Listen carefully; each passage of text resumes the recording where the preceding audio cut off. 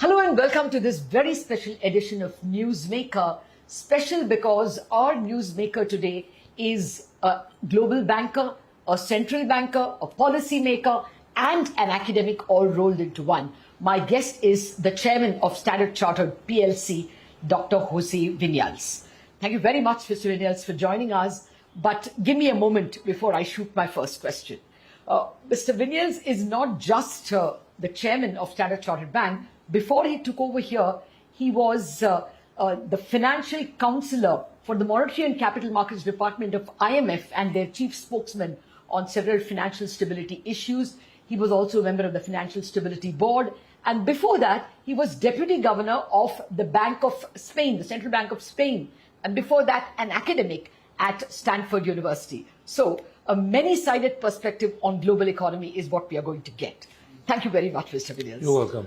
Well, for starters, there seems to be several speeds the ECB has already cut. Do you think that the US economy is too strong for us to expect rate cuts this year, or would you still expect cuts? Well, I think that uncertainty has increased regarding the path forward of interest rates in the US. My personal expectation would be that there would still be an interest rate cut this year rather than next year. Now, whether that's going to be one or two remains to be seen. That is going to be data-driven, and whether it happens at some point in the second half, which is more in the middle, or at the very end, again, will remain data-driven. I think this is something that markets care very much about. In terms of the economic impact in the U.S. economy, to cool it down and to bring inflation down, I think that the impact of cutting rates a little bit sooner or not is not so large. But markets do care a lot about the timing because of obvious reasons. Okay. Well, now, let me come to the strength of the economy itself. The U.S. economy in particular, the jobs data was very strong, hourly wages was very strong.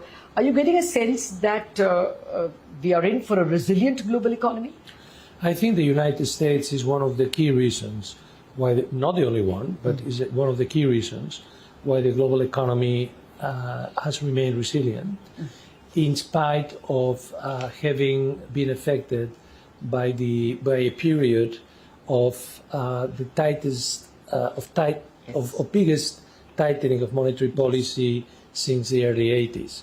So the fact that the global economy has remained resilient and on track for a soft landing, it's remarkable. The United States has been a key reason for that. I think also the large emerging market economies, which have been resilient, have also been a factor in making sure that we don't have a global recession. Now, having said that, the economic situation is very heterogeneous. And given we're in India, I'm happy to say that emerging markets continue to perform well, with growth rates which are about 4%, and that emerging Asia is leading with around 5%, and of course India is way above that. Yes, way above that. I agree with you. I'm coming to India in just a minute, but I just wanted, you're a financial stability observer even for the IMF for a longish bit. Do you think the stability threats are out of the window, or do you think that commercial real estate exposure to such things can still be a red flag in some US banks? Well, I think that the issue in US banks has been addressed after what we saw in March last year with Silicon Valley Bank and others. So I think that has been under control from the regulatory and the supervisory point of view. There may be some residual concerns regarding commercial real estate.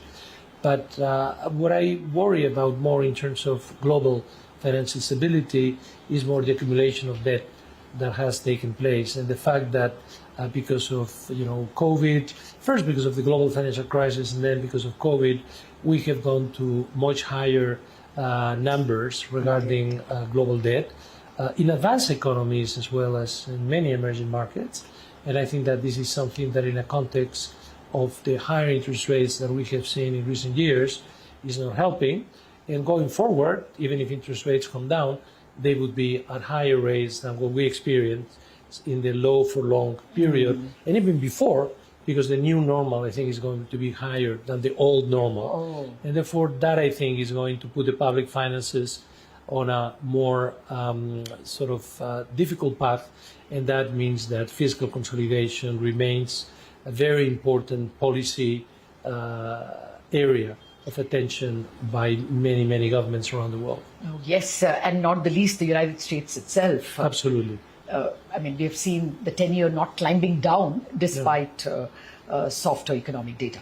But I'll come to that, time permitting. What about China? Are you worried that it will slow down considerably, or do you think the economy there is stabilizing? Well, I think that the Chinese economy, if you look at the performance of previous decade, it has nothing to do with what we're seeing now.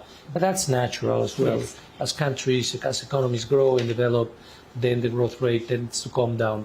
It is true that China last year had a growth rate of 5.2%. There were lots of base effects. It was also held by policy, but it was a good growth rate nevertheless. And this year, what we expect, our in-house sort of forecasts are that the Chinese economy will be close to 5%, which is not a bad rate.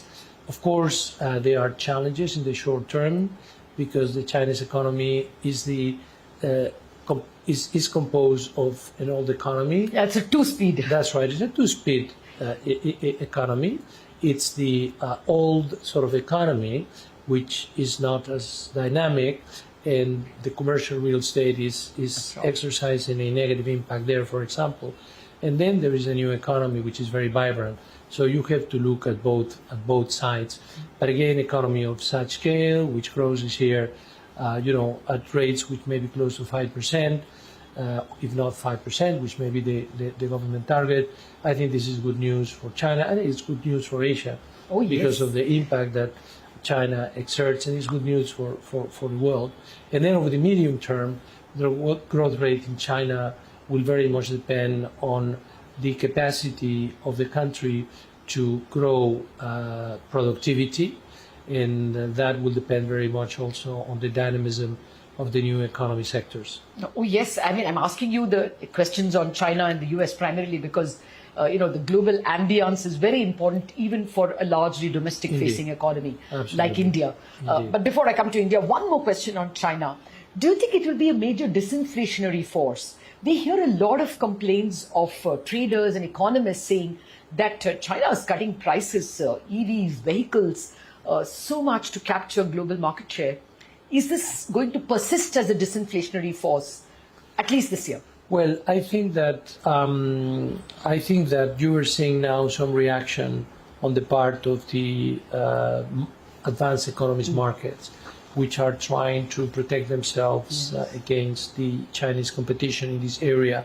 That is something which will happen more over time.